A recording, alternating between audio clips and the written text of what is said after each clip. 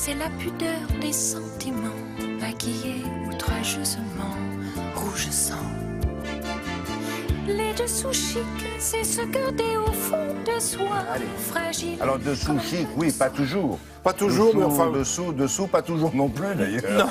Non, mais en fait, les sous-vêtements, il faut quand même savoir que ça a un premier but, c'est un but de protection. Parce qu'on avait des tissus, jadis, très épais, qui pouvaient arracher un peu la peau, ou en tout cas l'irriter. Donc on se mettait des sous-vêtements, comme son nom l'indique, c'est un vêtement de dessous. Évidemment, à même C'était la quoi? peau. C'était du coton plutôt? Alors, au début, c'était de la laine, du coton et du lin. Voilà pourquoi on appelle ça de la lingerie. Parce qu'il y a du lin à l'intérieur. Ça vient de linge qui lui-même, évidemment, comporte aussi du lin. Donc le lin, c'est cette plante, évidemment, qui est récoltée chaque année et qui permet de faire de très beaux tissus. Alors on vient de voir une dame avec un corset. Je pense que le corset, c'est vraiment ce à quoi on pense le plus quand on pense au siècle précédent. Mais il y avait avant tout ce qu'on appelait une chemise. C'est ce que portaient les femmes et les hommes. Une chemise, justement, en laine très légère. Alors plus ou moins bien tricotée, parce qu'on tricotait avec du bois ou de l'os. Une Puisqu'on chemise, n'avait vous pas voulez dire sous ses vêtements? Oui, absolument. Oui. Comme une chemise très légère, sans col, et pratiquement avec des manches assez Ce courtes. qu'on a appelé une chemise de nuit. Alors qu'on a pu l'appeler après par la suite chemise de nuit, parce qu'elle descendait un petit peu plus bas. Je vous propose de regarder des images qui vont nous permettre d'évoquer quelques-uns de ces sous-vêtements. Alors je vous parlais du corset, je pense que c'est évidemment l'image que l'on peut avoir de la femme corsetée, et qui était un sous-vêtement absolument effroyable, tellement il était serré, tellement il fallait l'aide de quelqu'un pour le nouer. Derrière, comme on le voit là, on n'hésitait pas même à mettre le genou sur les reins pour pouvoir serrer au maximum, et souvent les dames tombaient en pamoison. Alors quand on parle de corset, pourquoi je vous montre ce monsieur? Parce que figurez-vous que le corset, ça vient du même mot que la cotte, comme la cotte de maille, qui elle-même n'était pas portée à même la peau, vous l'imaginez bien, c'est ce qu'on disait tout à l'heure, il fallait quelque chose de protecteur.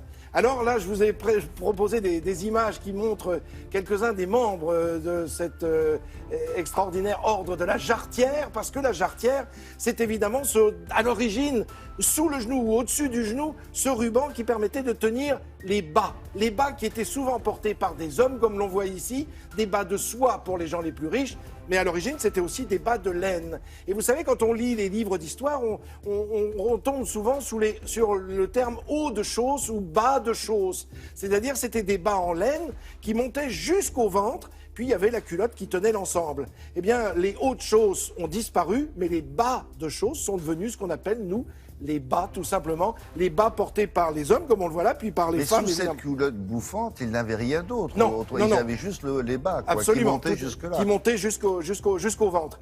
Et le mot chausse, on l'a conservé, évidemment, avec des bas très courts, puisque les chaussettes ne sont rien d'autre que les descendants de ces hauts et bas de chausses. Vous avez appris deux mots aujourd'hui.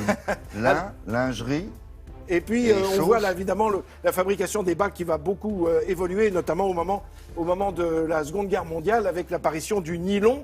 Souvenez-vous que la soie sauvage venait principalement du Japon, était importée par les États-Unis. Et quand les États-Unis ont été attaqués à Pearl Harbor, eh bien, on a mis plus qu'affiché, on a fait grimper un drapeau américain, non plus en soie, pour bien montrer qu'on était contre les Japonais, mais en nylon. Donc c'était bien la révolution des années 1930-38, et qui vont, ces bas, débarquer en Europe avec la libération, évidemment, et après le débarquement. Ça, de quelle année? Années 40, ça, c'est quoi? Oui, absolument. Tout à fait. Années 40, juste entre deux guerres, et évidemment avec l'explosion au lendemain de la Seconde Guerre mondiale, avec ces bas qui vont devenir ultra modernes. Alors la jarretière a été remplacée par la jarretelle, qui, elle, n'est plus attachée à même le genou, mais évidemment est attachée à l'élément qui est au-dessus, c'est-à-dire soit la culotte, soit le panty, soit le corset, même si on voulait encore en porter. Donc voilà ce que l'on peut, entre autres, raconter sur ces dessous masculins et féminins, car ils se mélangent finalement dans l'histoire. Ça vous a permis de voir Laurence Olivier jeune dans les images que vous avez montrées tout à l'heure, hein, chevalier. Et puis il y a le Marcel, oui. mais ça on a tellement d'autres choses à raconter. Pardon? Le Marcel, vous ne portez pas le Marcel, vous? Pas tout de suite, le petit là, tricot mais ça de peau. dépend. Hein, Ah, mais s'il fait frais. Il faut...